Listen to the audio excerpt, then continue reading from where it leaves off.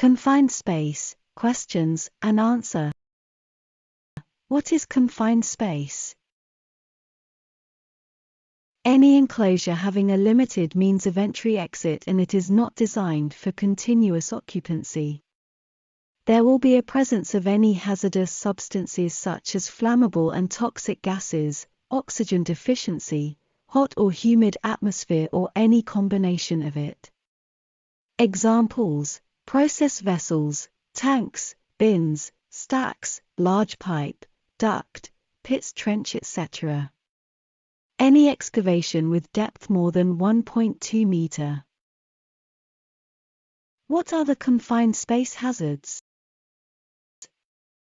A confined space may have one or combination of the following hazards: oxygen deficiency, presence of flammable, combustible or pyrophoric materials, HC, sludge, etc., presence of toxic gases, corrosive or hazardous materials, H2S, CO, NH3, etc., poor illumination, ventilation, communication, high temperature and humidity, limited entry-exit, restricted access, restricted movement inside, falling, tripping hazards, presence of reactive or self-igniting material, hazard due to electricity or moving machinery, hazard due to pressurized fluid, hazard due to nature of work carried out inside confined space. What are the important precautions for confined space? Procedure for entering confined space. 1. Permit must be procured for operations, making sure of the following. A. Complete isolation of the space to be entered. B. Draining, depressurization and purging or cleaning should be performed. C. Gas tests should be conducted to ensure no hazardous atmosphere is present. D. Space ventilation. 2. A pre-task meeting must be conducted with all authorized entrants prior to entering confined space. 3. The attendant, standby man, shall be assigned at the entrance to maintain communication with employees working inside to ensure their safety. A logbook shall be maintained at the entrance to keep track of the people inside the space. 4.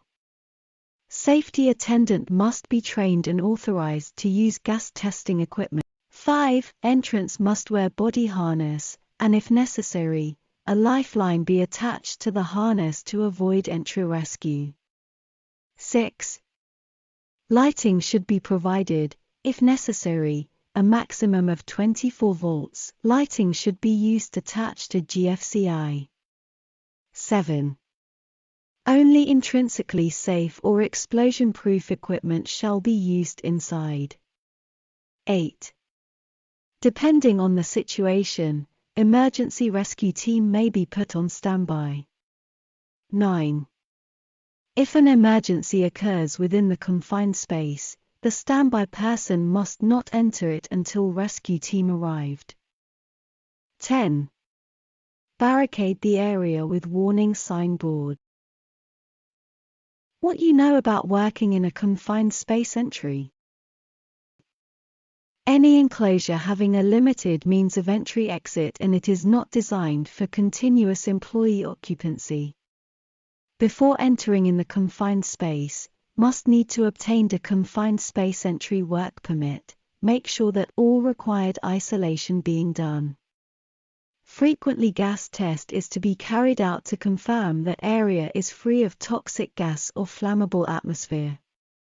If the area is contaminated or it has oxygen deficiency, the provided BA sets or airline respiratory system.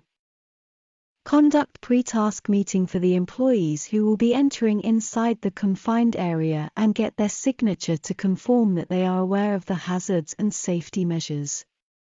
The attendant, standby man, to assigned at the entrance. A logbook shall be maintained at the entrance to keep track of the people inside the space. The attendant shall not be assigned to other duties. If an emergency occurs within the confined space, the standby person must not enter it until rescue team arrived. The entering people should use body harness with lifeline for the emergency rescue purpose. Any required electrical lighting or tools should not exceed more than 24 volts and attached with GFCI-ELCB. It should be intrinsically safe or explosive proof. Barricade the area with warning signboard.